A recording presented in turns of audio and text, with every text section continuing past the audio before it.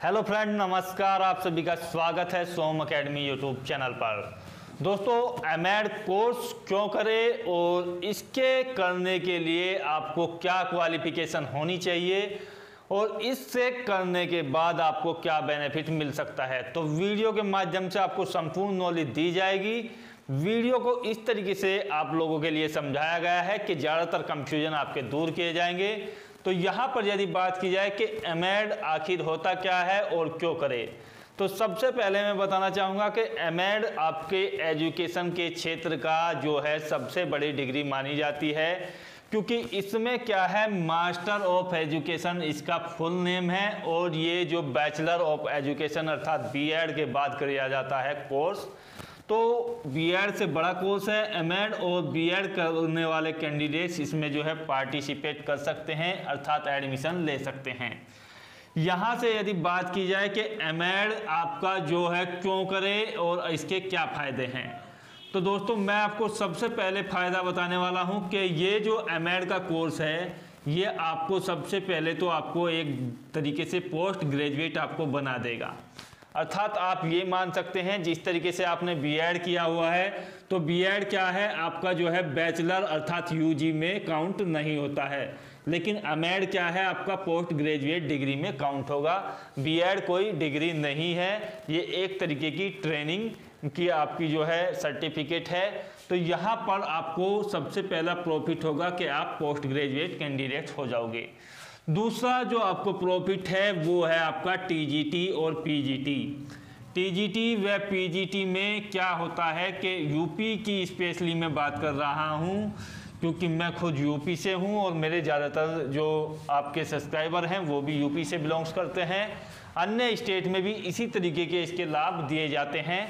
तो 2% की आपको जो है प्रॉफिट मिलता है, 2% का आपको जो है वेटेज यहाँ पर मिलता है यदि आप जो है एमएड किए होते हो। यूपी टीजीटी या पीजीटी की जो भी वैकेंसी जाती हैं उसमें जो है 2% का आपको लाभ मिलता है। 2% से मतलब है यहाँ पर 10 अंक का आपको लाभ मिलता है सीधे तौर पर। तो आप सभी समझ सकते हैं 10 अंक आपको मिलना है तो आपका जो है सिलेक्शन कितना सुनिश्चित हो जाता है यदि आपके पास एमएड है। तीसरी बात है, आपके पास बीटीसी का नाम आपने सुना होगा या जिसको बोल सकते हैं डीएलएड। इसमें जो है आपको यदि टीचर्स बनना है, यानी कि टीचर्स तो इसमें हम नहीं कह सकते हैं, इसमें कहा जाता है प्रोफेसर। तो प्रोफेसर के लिए आपकी जो है एमएड होना अनिवार्य है, तभी आप जो है इसमें प्रोफेसर बन सकते हो। यदि एमएड नहीं है तो कम से कम पीएचडी आपके पास होना चाहिए। तो कहीं ना कहीं यहाँ पर बीटीसी और डीएलएड के लिए आपको एक अपॉर्चुनिटी मिलती है, क्योंकि आप सभी समझ सकते हैं कि बहुत ज़्यादा कॉलेज उत्तर प्रदेश के अंदर हैं, देश के अंदर हैं, जिनमें बीटीसी या डीएलएड का कोर्स कराया जाता है। उनमें जो प्रवक्ताओं प्रोफेसर्स की वैकेंसीज होती है उसमें आपको जो है एमएड से भर्ती कर लिया जाता है। चौथा जो प्रॉफिट है वो है आपका बीएड कॉलेज में। जो बीएड के आपके कॉलेज हैं या टीचर्स आप बनते हो तो उसके लिए आपको जो है एमएड से भर्ती आसानी से हो जाते हो, क्योंकि मास्टर ऑफ एजुकेशन की डिग्री आपके पास है। और इसमें मैं क्या बता रहा हूँ कि 90% जो आपके प्रोफेसर बनते हैं वो एमएड वाले ही बनते हैं। रीज़न यही है क्योंकि आप सभी समझ सकते हैं कि एजुकेशन इसके अलावा जो आपका किया जाएगा, लगभग एमए किया जाएगा जो काफ़ी कम स्टूडेंट्स करते हैं। उसके बाद पीएचडी करना जो है काफ़ी ज़्यादा खर्चा उसमें हो जाता है, तो उसके तौर पर लोग समझ लेते हैं कि सीधे तौर पर आप एमएड कर लीजिएगा और आपको जो है यहाँ पर नौकरी मिल जाती है। तो ये 4 प्रॉफिट हैं। अब 5वें प्रॉफिट की मैं बात कर रहा हूँ।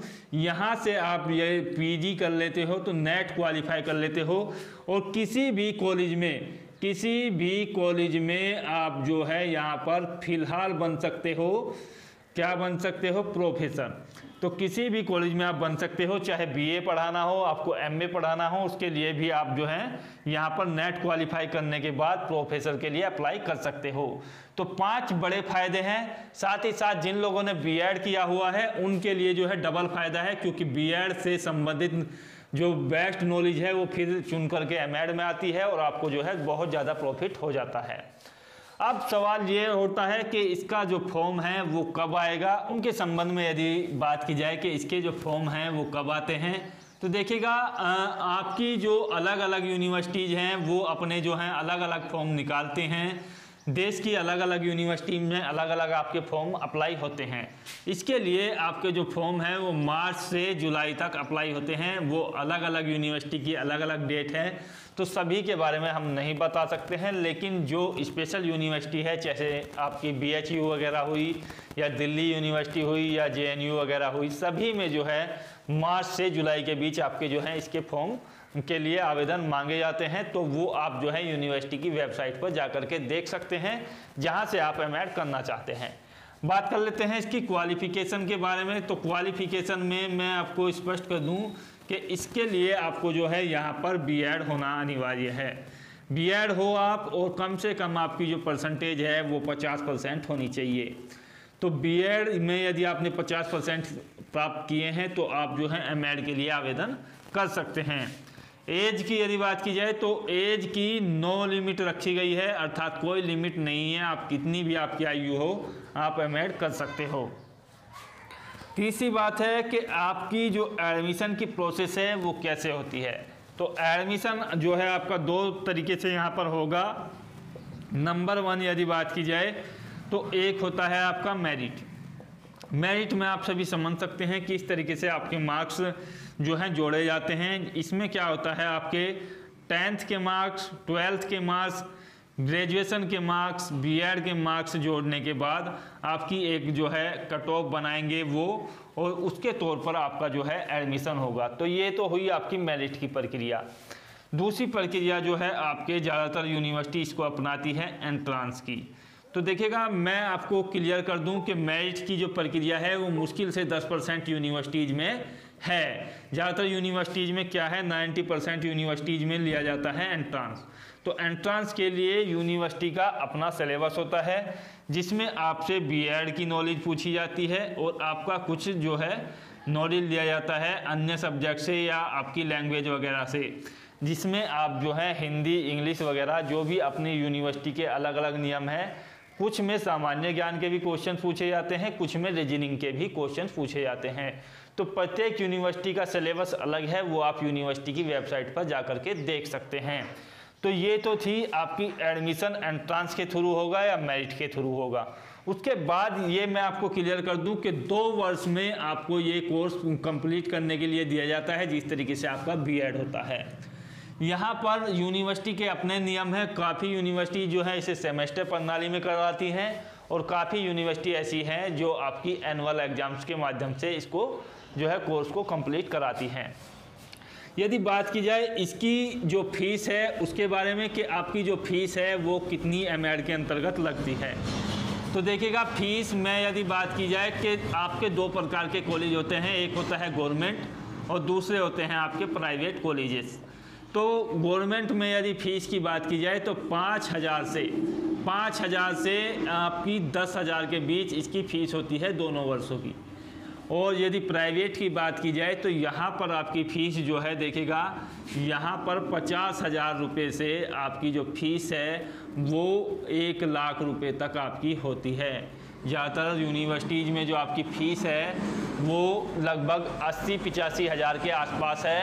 तो एवरेज यदि निकाला जाए तो 80 प्लस आपकी जो फ़ीस है ज़्यादातर यूनिवर्सिटीज़ में 80,000 के आसपास आपकी फ़ीस है।